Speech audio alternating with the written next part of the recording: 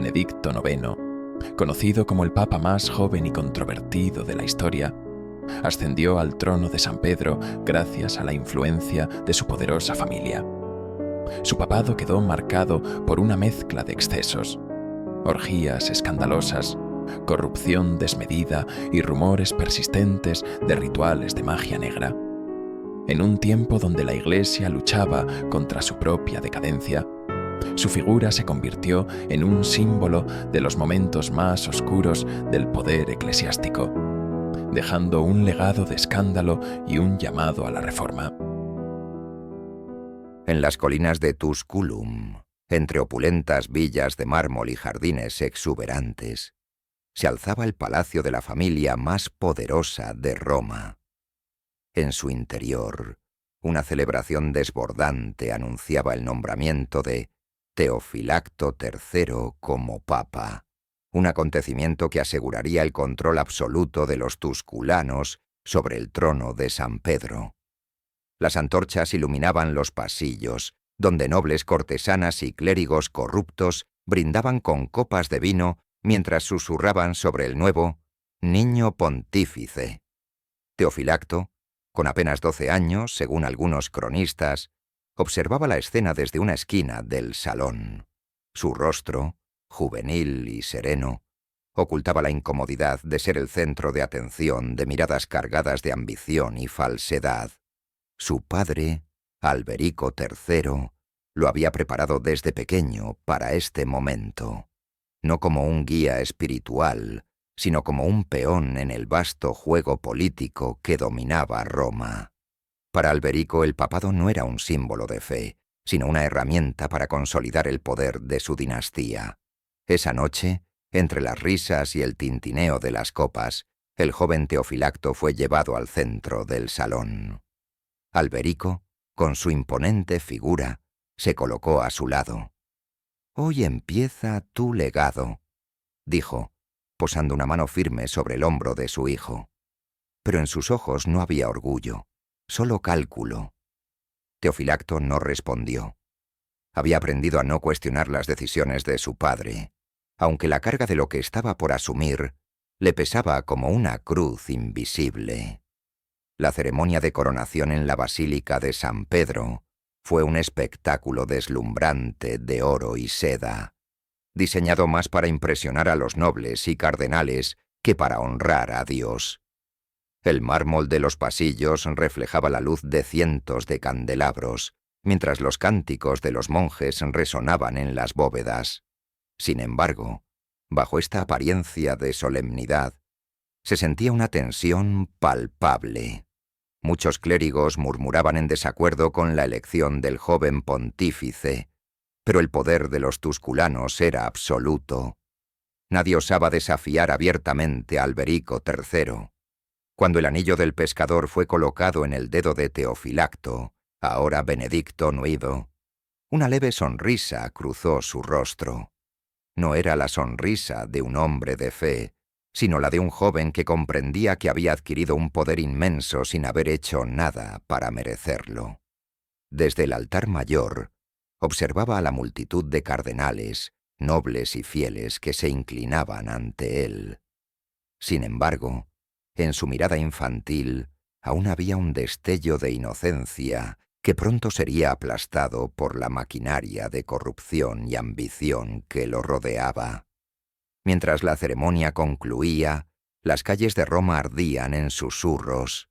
Los mercaderes, los campesinos y los monjes hablaban de la juventud del nuevo papa, con una mezcla de desconcierto y burla. ¿Qué puede saber un niño de los designios de Dios? Drenia preguntaban algunos. Otros, más osados, insinuaban que los tusculanos habían transformado al papado en un teatro para su propio beneficio. En las tabernas los hombres alzaban sus jarras y reían al imaginar al joven pontífice jugando con reliquias como si fueran juguetes. Pero entre las risas también había temor. Roma no era ajena a los rumores de traiciones y conspiraciones, y muchos sabían que criticar abiertamente a los tusculanos podía costarles más que sus vidas. En los meses que siguieron a su coronación, Benedicto IX comenzó a adaptarse al mundo que lo rodeaba.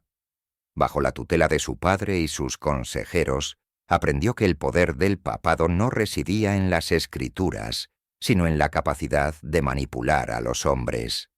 Pronto, las riquezas del Vaticano comenzaron a fluir hacia los bolsillos de la familia tusculana.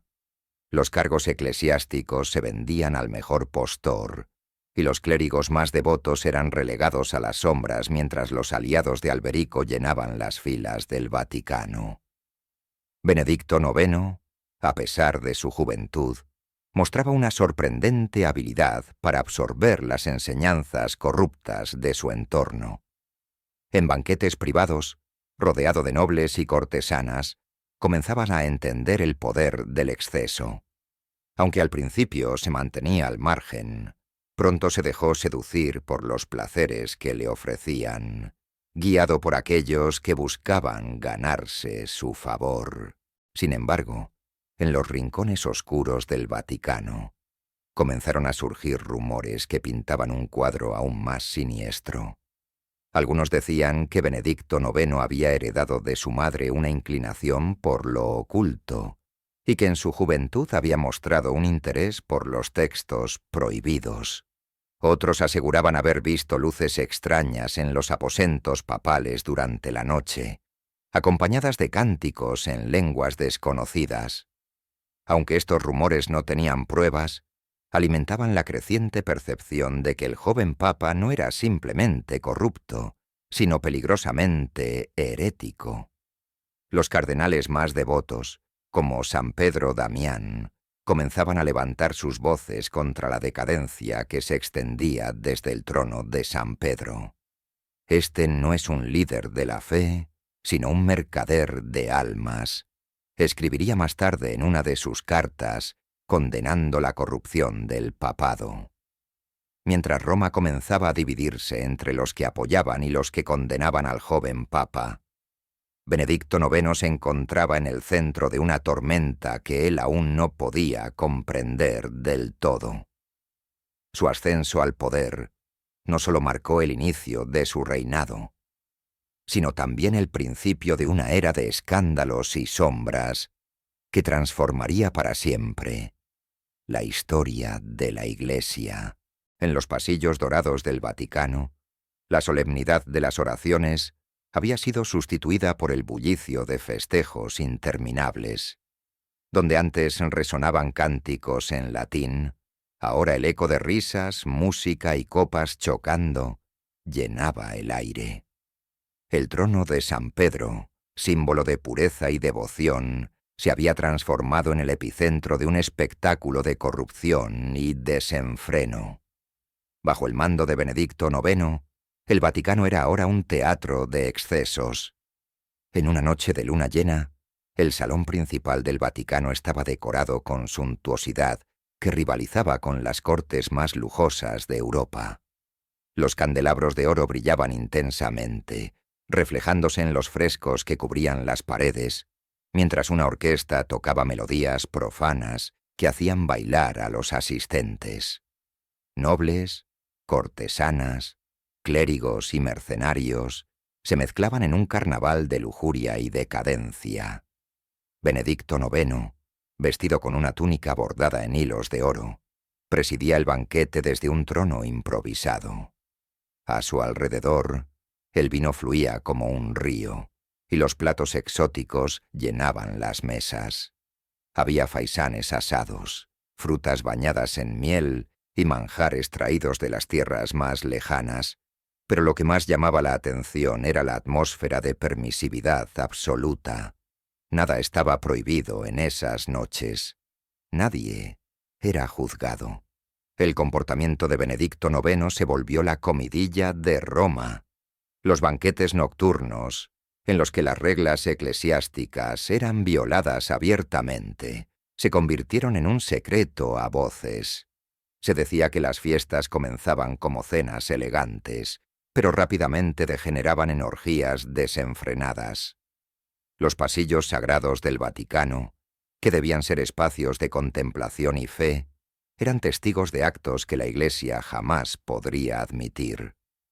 En una de estas noches, un joven monje llamado Mateo, conocido por su devoción y rectitud, fue convocado para servir en la cena papal.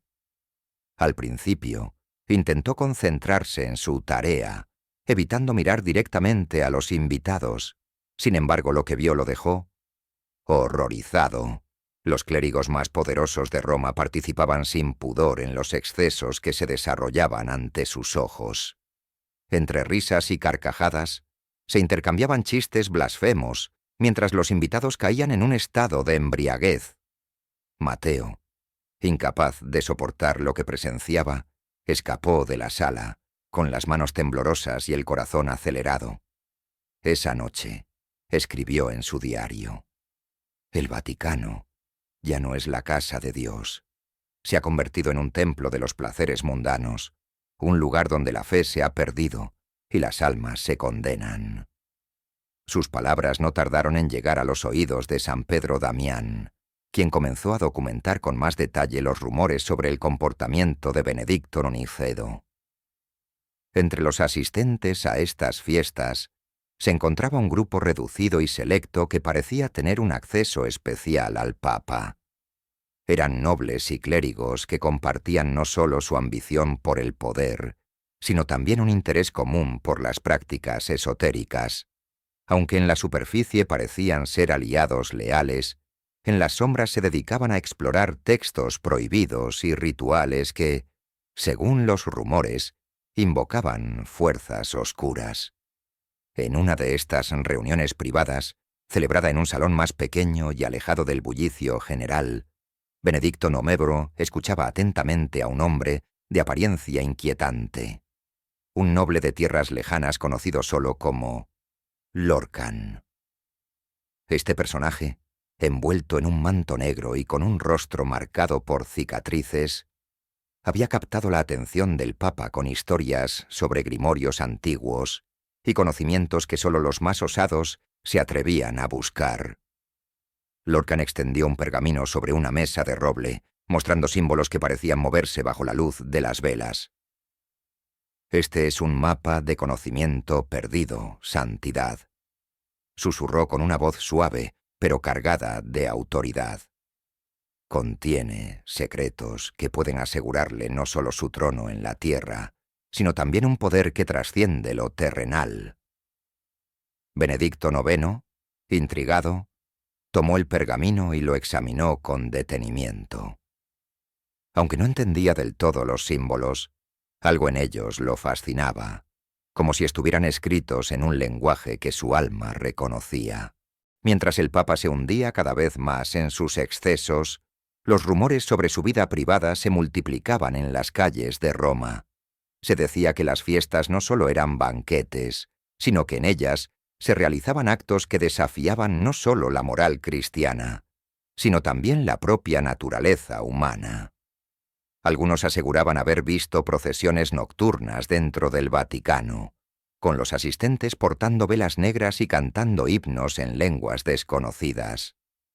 Otros hablaban de extraños sacrificios realizados en los jardines papales, donde animales eran ofrecidos en ceremonias que poco tenían que ver con la liturgia católica. Aunque muchos de estos rumores carecían de pruebas, contribuían a consolidar la imagen de Benedicto IX como una figura herética y peligrosa. San Pedro Damián, al recibir estos informes, comenzó a escribir cartas dirigidas a los cardenales más influyentes de Europa. «No podemos permitir que el trono de San Pedro sea mancillado de esta manera. Si no actuamos, la Iglesia caerá bajo el peso de su propia corrupción». Pero a pesar de sus esfuerzos, la influencia de los tusculanos y el miedo a las represalias impedían que alguien tomara medidas. Entre tanto desenfreno, Benedicto IX comenzó a mostrar signos de un conflicto interno. En las noches más silenciosas, cuando las fiestas se apagaban y el eco de los cánticos blasfemos se desvanecía, el joven Papa se encontraba solo en su habitación. Miraba el crucifijo en la pared, pero en su mente no veía a Cristo, sino a un juez implacable que lo observaba con desdén. En esos momentos sentía el peso de sus acciones, pero rápidamente apartaba esos pensamientos, convenciéndose de que el poder lo justificaba todo. A medida que los banquetes continuaban y los rumores se intensificaban, la figura de Benedicto IX se transformaba en un símbolo de decadencia para unos y de fascinación para otros. La línea entre la verdad y la leyenda comenzaba a desdibujarse. Pero una cosa era cierta: el Vaticano nunca había visto un reinado como el suyo. En los pasillos oscuros del poder, Benedicto IX se adentraba cada vez más en un mundo de intrigas, placeres prohibidos y secretos que, eventualmente, lo llevarían a enfrentarse no solo a sus enemigos, sino también a las consecuencias de sus propios actos. La luz de la luna iluminaba los pasillos silenciosos del Vaticano, mientras Benedicto IX caminaba hacia un lugar que pocos conocían. Sus pasos resonaban con un eco solemne, acompañados por el leve susurro del viento que se filtraba entre las grietas de las ventanas. Bajo las túnicas de seda que arrastraba, el joven papa llevaba consigo un objeto envuelto en terciopelo negro, un grimorio prohibido que Lorcan había entregado semanas atrás. Había algo hipnótico en ese libro. Sus páginas, llenas de inscripciones que parecían brillar tenuemente bajo la luz de las velas, contenían promesas de un poder más allá de lo terrenal. Benedicto, siempre ambicioso, sentía que el libro lo llamaba como un susurro que solo él podía escuchar.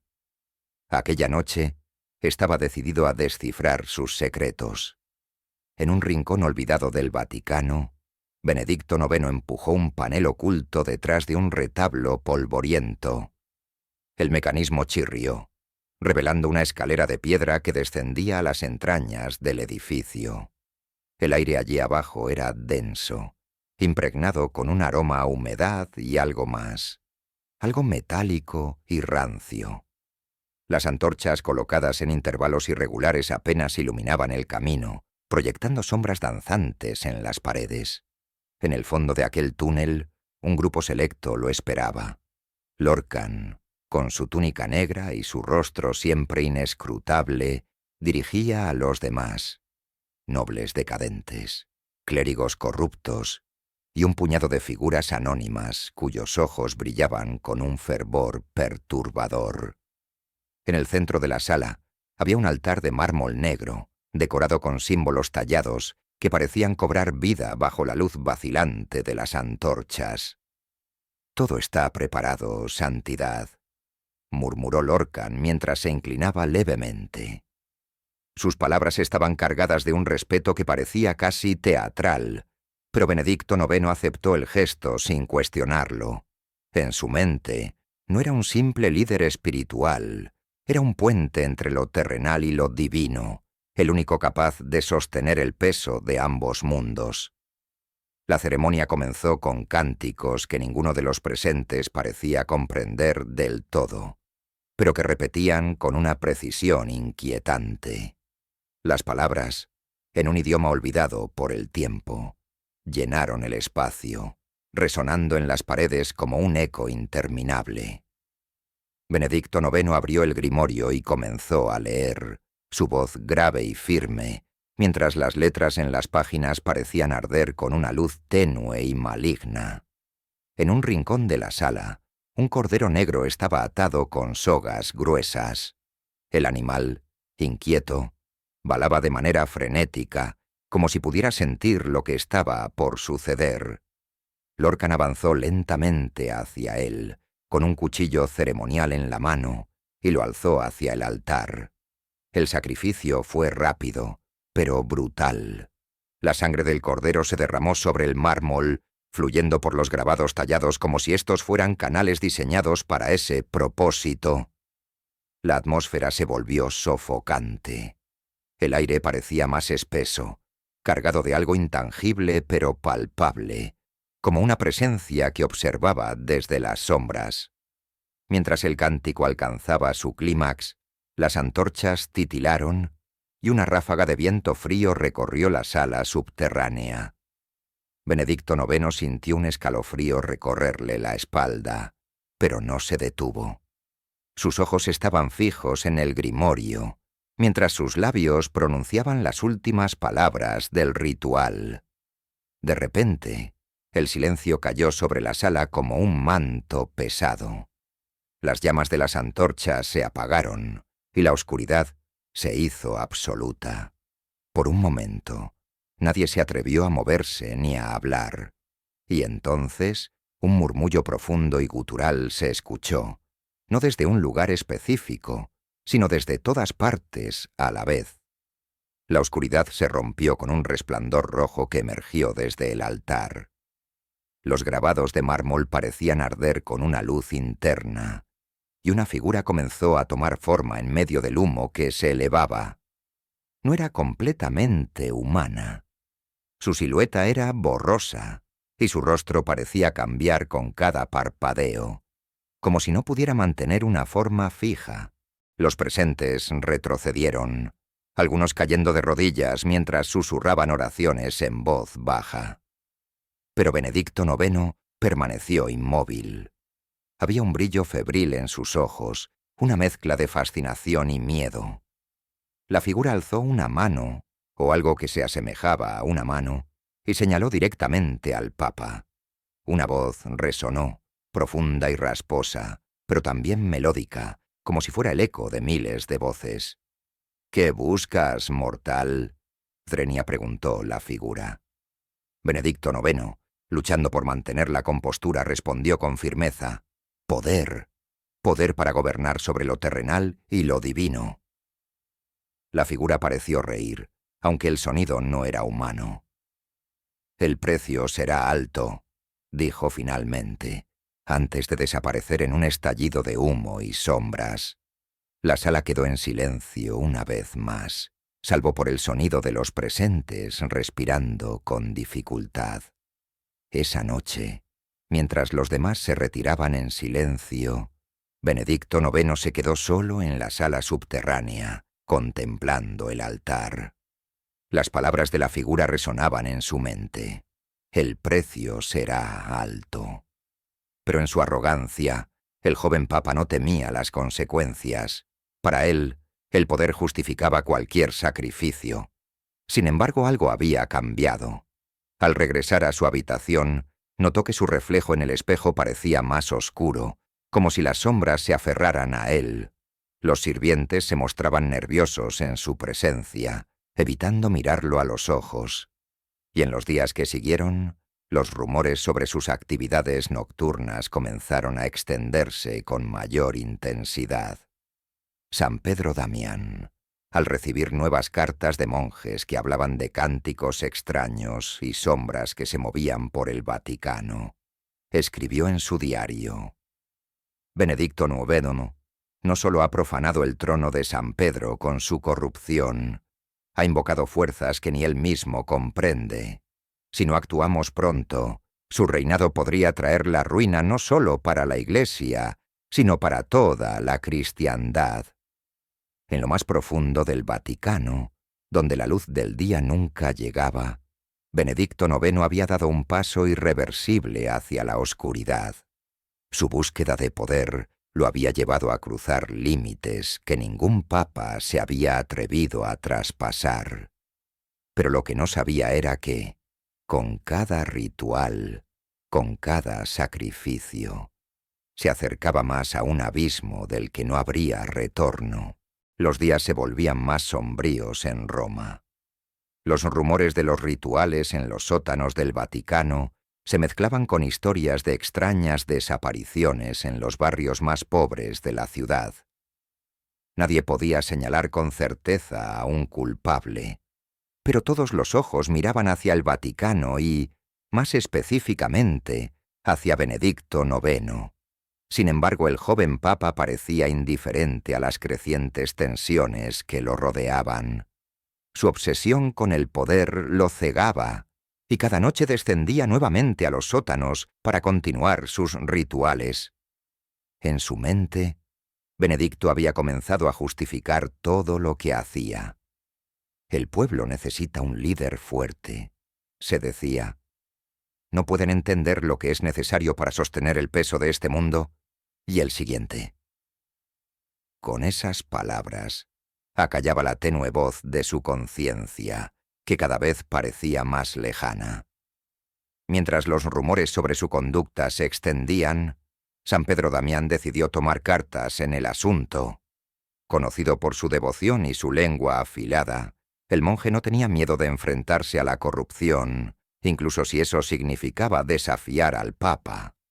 Al llegar al Vaticano, pidió una audiencia privada con Benedicto IX, una solicitud que fue concedida con cierta reticencia.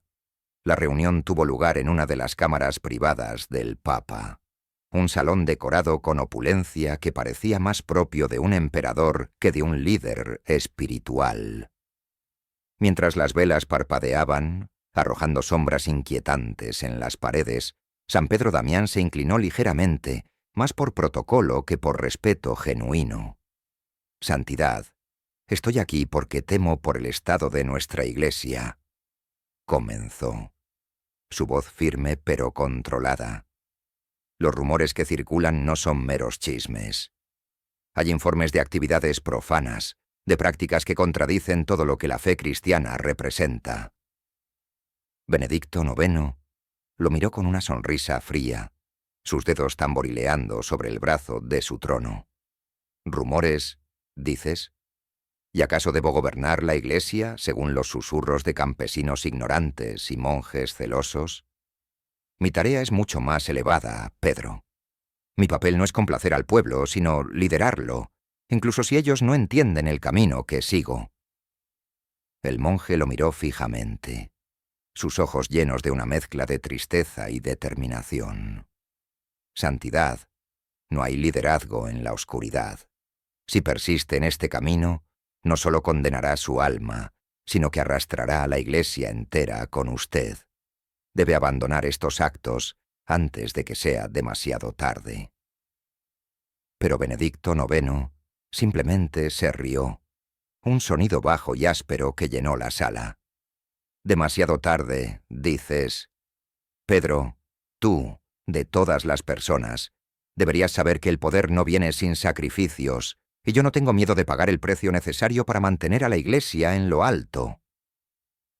San Pedro Damián salió de esa reunión con el corazón pesado, convencido de que las palabras no serían suficientes para detener al joven Papa.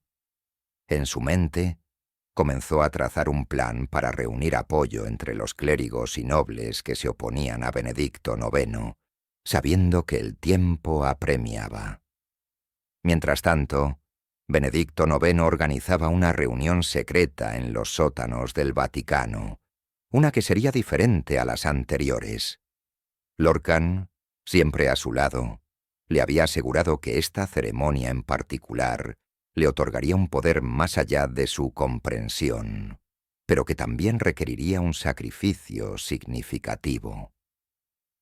Esa noche, las antorchas en los túneles subterráneos ardían con un brillo extraño, proyectando sombras que parecían moverse por su cuenta. En la gran sala del altar, los invitados se reunieron, todos vestidos con túnicas negras y máscaras que ocultaban sus rostros. Entre ellos, había nobles influyentes, miembros del clero y figuras anónimas cuyas identidades Benedicto ni siquiera conocía. En el centro de la sala, sobre el altar de mármol negro, yacía una figura inmóvil, una joven campesina que había sido llevada allí bajo el pretexto de recibir ayuda de la Iglesia. Sus ojos estaban abiertos, pero vacíos, como si ya supiera lo que iba a suceder. Benedicto IX tomó su lugar en el altar, el grimorio abierto frente a él. Lorcan, a su lado, sostenía un cáliz dorado decorado con gemas rojas que parecían brillar con luz propia. Los cánticos comenzaron, llenando el aire con un sonido que no parecía provenir de las gargantas humanas. Las palabras resonaban en los oídos de los presentes, haciendo que algunos se tambalearan como si estuvieran bajo un trance. El Papa alzó la daga ceremonial, su hoja reflejando la luz de las antorchas. Mientras recitaba las palabras finales del ritual, sus manos temblaron por un momento. Pero la duda duró poco. Con un movimiento rápido y decidido, hundió la daga en el pecho de la joven, mientras el cáliz del Lorcan se llenaba con la sangre que brotaba. Un viento helado barrió la sala, apagando las antorchas durante un instante. Cuando las llamas volvieron a encenderse, la figura de humo que Benedicto había visto antes apareció una vez más. Esta vez, su forma era más clara, más definida, con ojos que parecían pozos infinitos de oscuridad. «Has cumplido tu parte, mortal», dijo la figura con una voz que parecía desgarrar el aire. «El poder que buscas será tuyo. Pero recuerda, cada deuda debe ser pagada, y tu tiempo no es infinito». A medida que las semanas pasaban, los cambios en Benedicto IX se volvieron más evidentes. Su semblante, antes juvenil, comenzó a mostrar signos de desgaste. Sus ojos, siempre brillantes, ahora tenían un tinte rojizo que incomodaba a quienes se atrevían a mirarlo directamente. Incluso su voz parecía haber cambiado, adquiriendo un tono más grave y gutural.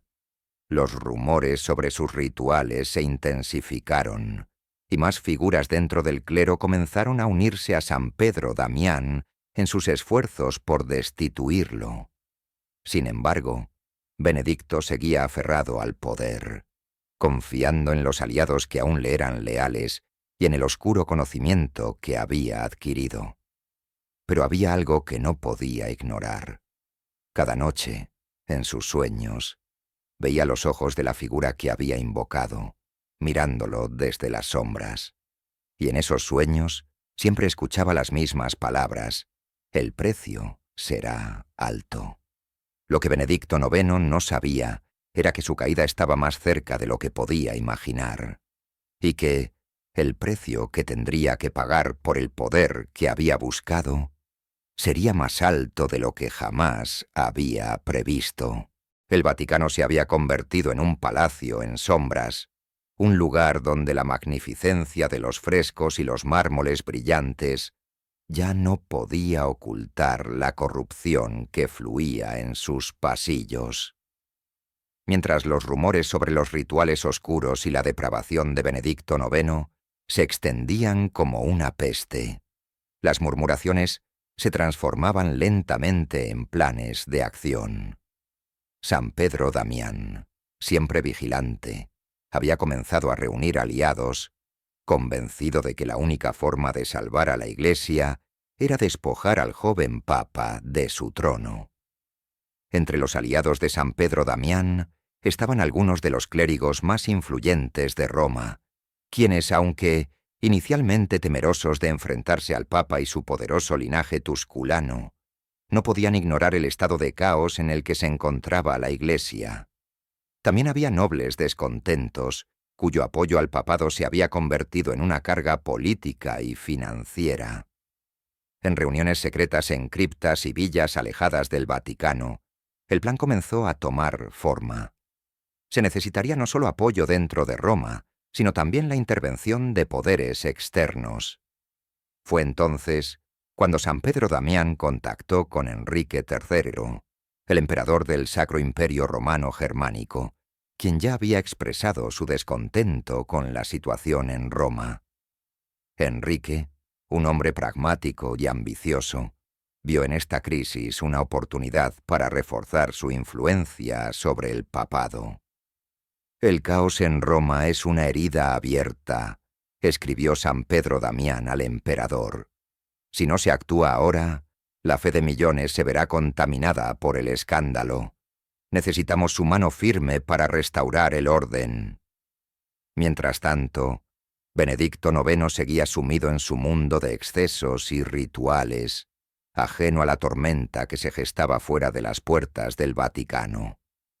Aunque algunos de sus seguidores comenzaron a desertar, Lorcan permanecía a su lado, siempre susurrándole promesas de poder eterno y protección divina. Las señales de la decadencia del poder de Benedicto IX eran cada vez más evidentes. La ciudad de Roma, antes controlada firmemente por la familia tusculana, se había convertido en un hervidero de tensiones. En los mercados y plazas, la gente hablaba abiertamente contra el Papa, susurrando sobre las desapariciones y las profanaciones que muchos atribuían directamente a él. Incluso dentro del Vaticano, las fisuras comenzaban a aparecer. Los clérigos que una vez lo habían apoyado ahora lo evitaban, murmurando oraciones en los pasillos como si quisieran protegerse de la influencia oscura que parecía emanar de él. Benedicto, aunque exteriormente arrogante, no era ajeno a estos cambios. En el fondo, una parte de él sabía que el trono que ocupaba se tambaleaba. Pero en lugar de buscar la redención, se aferró con más fuerza al poder que había obtenido, confiando en que los rituales oscuros que practicaba lo protegerían. Fue en este momento de desesperación que Lorcan le ofreció una última solución. «Tu enemigo no es solo el pueblo», le dijo, sus ojos brillando con un fervor inquietante. «Son los clérigos, los nobles, incluso tus aliados más cercanos. Todos te traicionarán, pero hay un ritual, uno que asegurará tu dominio absoluto, uno que te conectará directamente con el poder que yace más allá de este mundo». Benedicto, incapaz de ver la trampa en las palabras de su consejero, aceptó. La noche del ritual, los sótanos del Vaticano estaban más oscuros que nunca. Las antorchas proyectaban sombras que parecían cobrar vida, y los cánticos llenaban el aire, resonando en las piedras antiguas como si fueran los lamentos de los muertos. En el centro de la sala, Lorcan había dispuesto un círculo de símbolos tallados en el mármol, rodeado por copas llenas de un líquido negro y espeso. En el altar yacía un hombre amordazado, sus ojos llenos de terror mientras luchaba inútilmente contra las ataduras que lo mantenían inmóvil. Benedicto, vestido con una túnica negra bordada con inscripciones arcanas, tomó la daga ceremonial y comenzó a recitar las palabras que Lorcan le había enseñado. A medida que pronunciaba cada frase, su voz parecía cambiar, volviéndose más profunda y resonante, como si otra presencia estuviera hablando a través de él. El sacrificio fue rápido y brutal. La sangre del hombre se derramó sobre el altar, llenando los canales tallados en el mármol y fluyendo hacia el círculo de símbolos. Por un momento, todo quedó en silencio. Y entonces ocurrió. El aire se volvió pesado, como si una fuerza invisible hubiera llenado la sala. Las antorchas se apagaron de golpe, y en la oscuridad, Benedicto sintió una presencia que lo envolvía. Una voz, profunda y gutural, habló directamente en su mente. «Has sellado tu destino, mortal. Ahora, el poder que deseas será tuyo. Pero recuerda, el precio no es solo tuyo, sino de todos los que te rodean». Cuando las luces volvieron a encenderse, Benedicto se sintió diferente. Había una energía dentro de él, un fuego oscuro que parecía quemar su carne desde adentro. Pero en ese momento no le importó.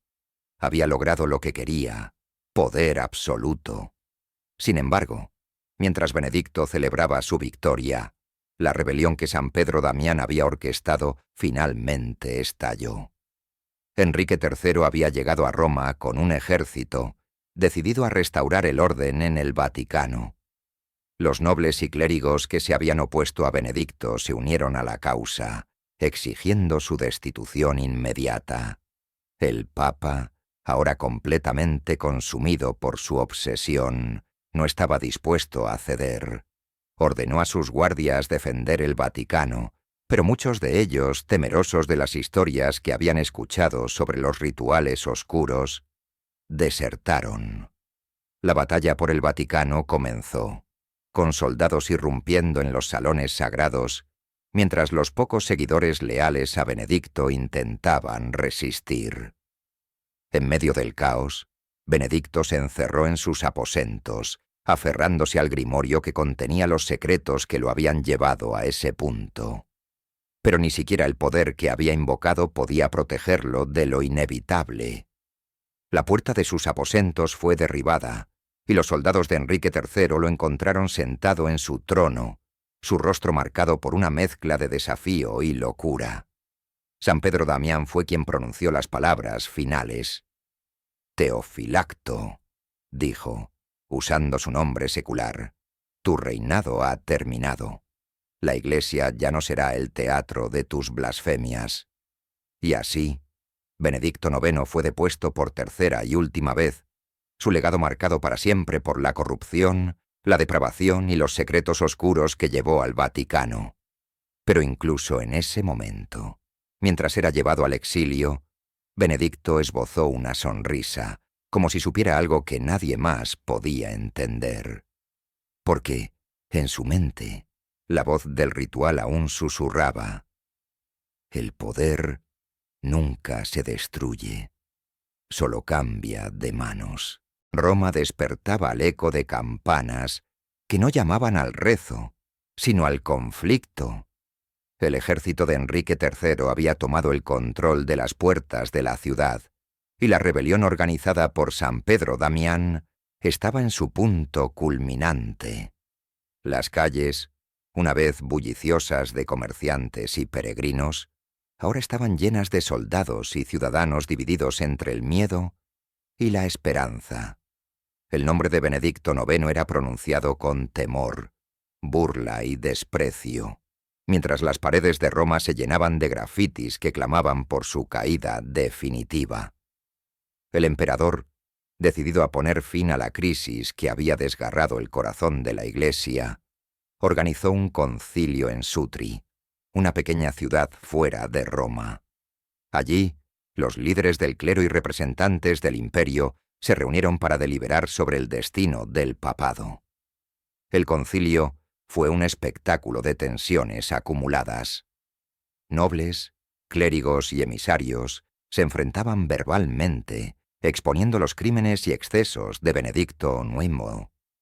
Los cargos eran numerosos: simonía, corrupción, herejía, profanación de lugares sagrados y las infames acusaciones de rituales oscuros y orgías dentro del Vaticano. San Pedro Damián, quien había esperado este momento durante años, tomó la palabra. Su discurso fue feroz, una condena cargada de fervor religioso y una pasión casi apocalíptica. El trono de San Pedro ha sido profanado por un hombre que no merece ser llamado pastor. Bajo su liderazgo, el Vaticano no ha sido un faro de esperanza, sino una caverna de blasfemias. Es nuestro deber, como servidores de Dios, purgar la corrupción que ha infectado nuestra Iglesia. Los asistentes escuchaban en silencio, pero el impacto de sus palabras era evidente. El juicio sobre Benedicto IX no era solo un proceso político, sino una lucha por el alma de la cristiandad. Benedicto fue llevado al concilio bajo una estricta escolta, su rostro marcado por una mezcla de orgullo y desprecio. A pesar de su posición caída, mantenía una postura desafiante, como si el juicio no fuera más que un trámite insignificante. «¿Me juzgarán ustedes, hombres mortales?», dijo Benedicto, su voz resonando en la sala. ¿Con qué autoridad se atreven a condenar a quien fue elegido por la voluntad divina? Yo soy el vicario de Cristo, y sus acusaciones son meras calumnias de hombres envidiosos. Sus palabras generaron un murmullo en la sala, pero la mayoría lo veía como un intento desesperado de aferrarse a un poder que ya no le pertenecía. San Pedro Damián no tardó en responder. La voluntad divina no puede ser manchada por actos que contradicen su esencia. No es Dios quien te ha abandonado, Benedicto. Eres tú quien ha renunciado a Él. El intercambio fue breve pero contundente. Los cargos fueron presentados de manera formal y aunque Benedicto intentó defenderse, sus argumentos eran débiles frente a la montaña de evidencia y testimonios en su contra. Después de días de deliberaciones, la decisión fue unánime. Benedicto IX sería depuesto definitivamente, y su papado declarado nulo. Enrique III, como protector de la Iglesia, anunció que se nombraría un nuevo pontífice, alguien que pudiera restaurar la fe y el orden en Roma. Pero la caída de Benedicto IX no estaba exenta de polémica. Algunos asistentes al concilio temían que su destitución no fuera suficiente para detener las sombras que había traído consigo. Las historias sobre los rituales oscuros realizados en los sótanos del Vaticano seguían circulando, y muchos creían que el poder que Benedicto había invocado no se disiparía con su exilio. Tras el juicio, Benedicto IX fue escoltado fuera de Roma. Los ciudadanos lo observaban desde las ventanas y esquinas, sus rostros mostrando una mezcla de alivio y resentimiento.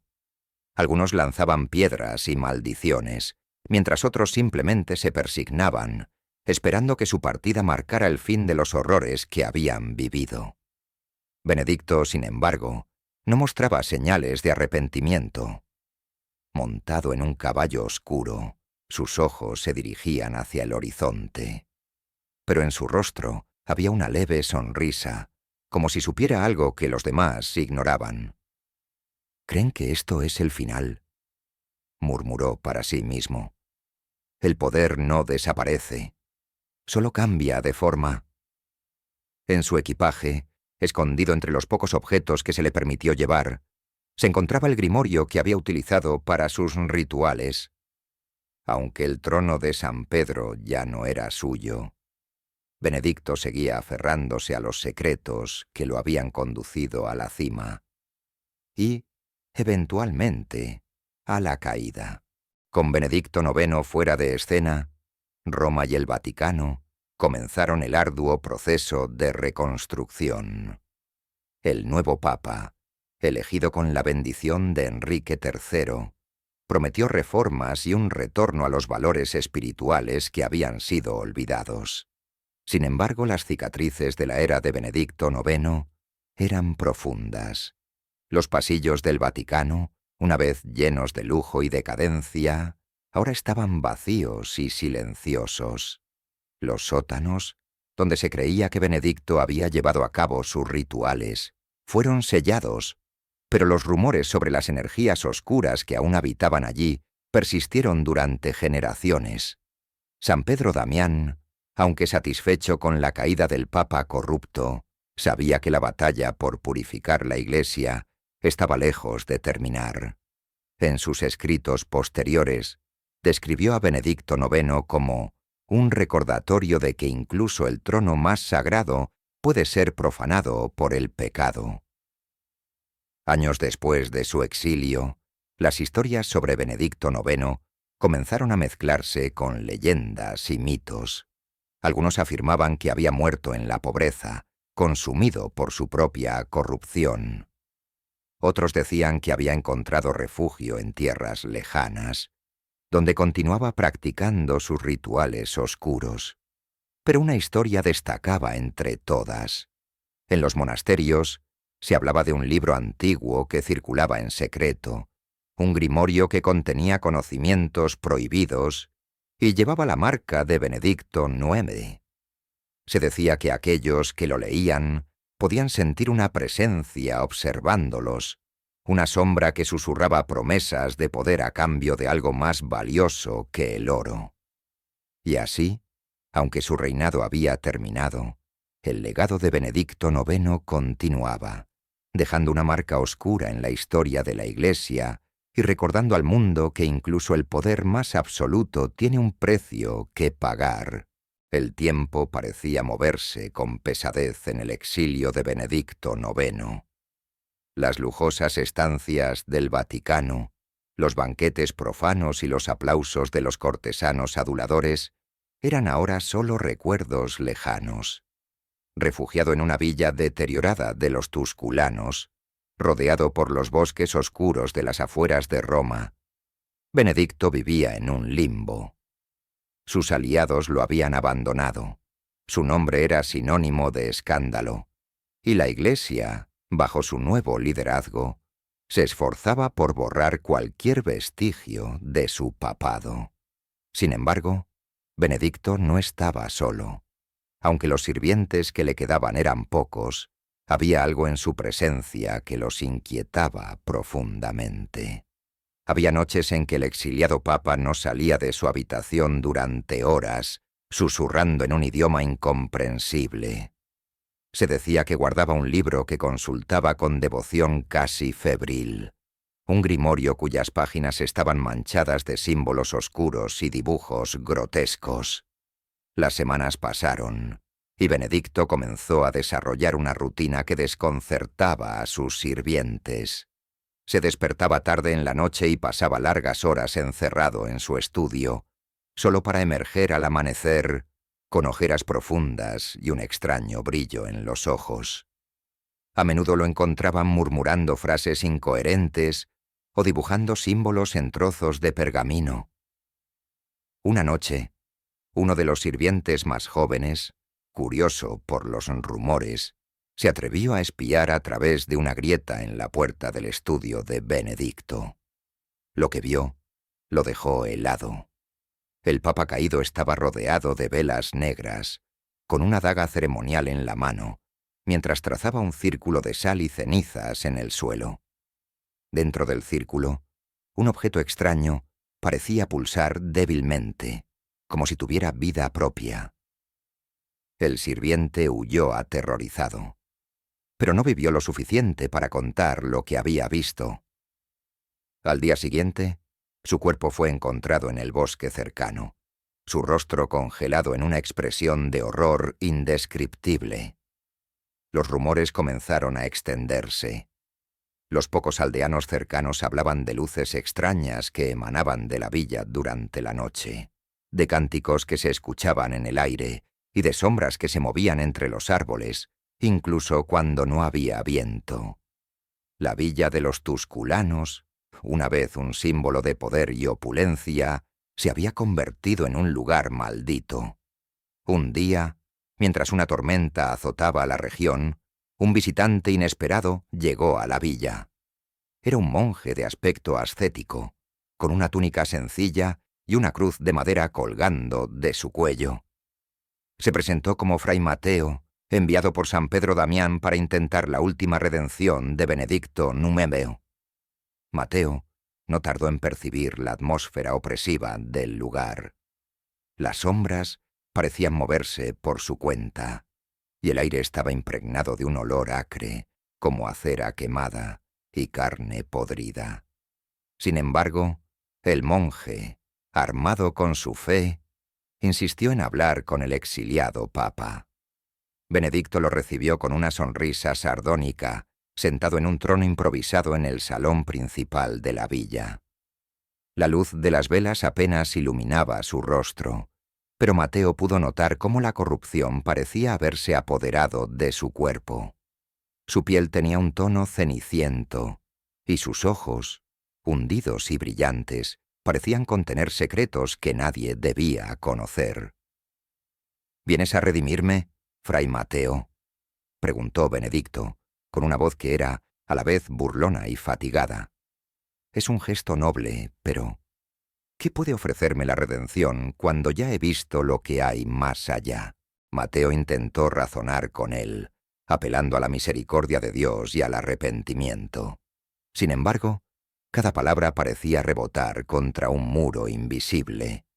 Benedicto se levantó de su asiento y, señalando un grimorio abierto sobre una mesa cercana, dijo: La Iglesia siempre ha hablado del poder de Dios, pero nunca nos ha permitido tocarlo. Este libro, en cambio, me ha mostrado lo que realmente es el poder. Y déjame decirte, Fray Mateo, no es divino. El monje, horrorizado, trató de exorcizar al papa caído en ese mismo momento, pero Benedicto comenzó a reír, una risa que parecía resonar en toda la villa. ¿Exorcizarme? Oh, hermano mío, Llegas demasiado tarde. Ya no soy un simple hombre. Soy algo más. Algo que ni siquiera tú puedes entender. Esa misma noche, mientras la tormenta arreciaba, los sirvientes huyeron de la villa, dejando atrás a Benedicto y al monje. Desde la distancia, los aldeanos observaron cómo las ventanas de la villa se iluminaban con una luz rojiza y escucharon cánticos que no podían ser humanos. Nadie sabe con certeza qué ocurrió dentro de esas paredes, pero al amanecer, la villa se estaba en ruinas, consumida por un fuego que no dejó rastro de cuerpos, solo cenizas y un olor a azufre. Fray Mateo nunca volvió a ser visto, y Benedicto IX desapareció de la historia. Algunos dicen que murió esa noche, consumido por las fuerzas que había invocado. Otros creen que logró escapar, llevando consigo los secretos de su grimorio, y convirtiéndose en una sombra que merodea por los rincones oscuros de la cristiandad. Con el tiempo, la villa fue olvidada, y el nombre de Benedicto IX se convirtió en un susurro en los anales de la Iglesia.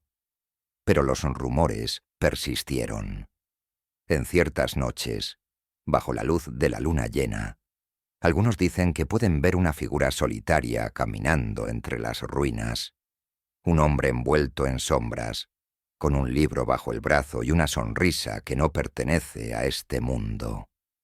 Benedicto IX, el Papa caído, había trascendido el tiempo y el espacio. Su legado no era solo el de un líder corrupto, sino el de alguien que había cruzado la línea entre lo humano y lo inhumano. Y aunque su cuerpo se había desvanecido, su presencia seguía viva, un recordatorio de los peligros de jugar con el poder más allá de la comprensión mortal. Los años se acumularon sobre Roma como polvo sobre una reliquia olvidada. Benedicto IX se había desvanecido de la historia oficial, sepultado bajo capas de silencio deliberado y un torrente de reformas eclesiásticas que buscaban redimir a la Iglesia de su era más oscura. Sin embargo, su sombra persistía, alargándose a través de los siglos, como un eco lejano que nunca se apaga. El concilio de Sutri había marcado un nuevo comienzo para el papado, una limpieza de los pecados que Benedicto IX había encarnado. Los nuevos pontífices promulgaban reformas, erradicaban la simonía y reforzaban el celibato, como si pudieran borrar con decretos el recuerdo de aquel papa infame. Pero el verdadero poder de Benedicto IX no residía en los documentos ni en los altares que había profanado. Residía en los rumores, en las leyendas y en el temor. Porque aunque la Iglesia intentara esconderlo, la idea de un papa que había jugado con las sombras permanecía viva, alimentada por susurros en las criptas y relatos entre los monjes. Décadas después de la desaparición de Benedicto IX, un joven erudito de la Universidad de Bolonia, Lorenzo Malaspina, encontró referencias veladas a un libro en los archivos secretos de la biblioteca papal. Los textos hablaban de un grimorio que contenía conocimientos prohibidos, entregados según las leyendas al papa caído por fuerzas que no podían ser nombradas. Lorenzo, impulsado por una mezcla de ambición y curiosidad académica, se dedicó a rastrear su rastro. Su búsqueda lo llevó a los registros de la villa de los Tusculanos, donde las últimas huellas de Benedicto IX parecían desvanecerse. Al llegar a las ruinas, encontró algo inesperado. Una losa de piedra enterrada bajo la maleza, cubierta de inscripciones en latín vulgar mezclado con símbolos paganos. Cuando Lorenzo logró mover la losa, descubrió una cámara subterránea que había resistido al tiempo. En el centro de la cámara, sobre un pedestal de mármol agrietado, descansaba un libro encuadernado en cuero negro, con grabados dorados que parecían pulsar a la luz de la antorcha. Cuando Lorenzo lo tocó, sintió una corriente helada recorrer su cuerpo, y un susurro llenó la cámara. No entendía las palabras, pero reconoció el tono, una mezcla de tentación y amenaza. Era el grimorio de Benedicto IX. El regreso del grimorio marcó un nuevo capítulo en la historia de la Iglesia, uno que nunca sería escrito en los anales oficiales. Lorenzo, cegado por la ambición, comenzó a experimentar con los rituales descritos en las páginas del libro. Al principio, sus descubrimientos parecían inofensivos, patrones de estrellas, fórmulas para comprender los ciclos de la naturaleza. Pero, como le había sucedido a Benedicto IX, el poder comenzó a consumirlo. Sus ojos se volvieron opacos, su piel perdió color, y su mente quedó atrapada en un ciclo de obsesión y locura. La Iglesia pronto se enteró de su hallazgo. En secreto, un grupo de cardenales organizó una expedición para recuperar el libro y eliminar cualquier rastro de su existencia. Liderados por el ahora anciano Fray Mateo, quien había sobrevivido milagrosamente a los eventos en la villa de los Tusculanos, el grupo irrumpió en la casa de Lorenzo en medio de la noche. Allí encontraron al erudito de rodillas, con el grimorio abierto frente a él y su cuerpo cubierto de inscripciones talladas en su propia carne. El grimorio fue sellado en una caja de plomo y enterrado en lo más profundo de los archivos secretos del Vaticano. Sin embargo, el grupo sabía que no se podía enterrar el verdadero legado de Benedicto IX, el miedo. Porque lo que él había abierto no era solo un libro, sino una grieta en la percepción humana, una prueba de que incluso las figuras más santas podían ser consumidas por la oscuridad. Años después, un joven sacerdote llamado Giovanni tuvo un sueño inquietante. En él se encontraba en una basílica desierta, rodeado de sombras que susurraban su nombre. Al avanzar hacia el altar, vio a un hombre sentado en un trono negro, con un grimorio abierto en sus manos. El hombre levantó la vista, y Giovanni reconoció su rostro. Era Benedicto IX, pero más viejo, con la piel marchita y los ojos llenos de un fuego que no pertenecía a este mundo. «El poder no muere, joven», dijo el Papa caído, su voz reverberando en el vacío de la basílica. «Solo cambia de manos». Giovanni despertó sudando, su corazón latiendo con fuerza. No habló del sueño a nadie, pero el recuerdo lo siguió como una sombra. Años después, cuando fue nombrado cardenal, ordenó una investigación secreta sobre el grimorio. No se encontró nada, pero los rumores comenzaron a circular una vez más. La historia de Benedicto IX no terminó con su caída, ni con el entierro de su grimorio. Su legado estaba en las mentes de quienes escuchaban los rumores, en las manos temblorosas de los eruditos que buscaban respuestas en las sombras y en los corazones de los fieles que temían que la corrupción pudiera alcanzar incluso las alturas del papado. Un manuscrito anónimo del siglo XIII, atribuido a un monje del monasterio de Monte Cassino, resumió el impacto de Benedicto IX de una manera que ningún cronista oficial habría admitido. No fue la carne de Benedicto IX lo que corrompió a la Iglesia, sino el eco de sus acciones, que resuena en cada rincón oscuro del Vaticano, en cada página que nunca se lee en voz alta, porque cuando la luz se desvanece, es en la oscuridad donde encontramos nuestro verdadero reflejo.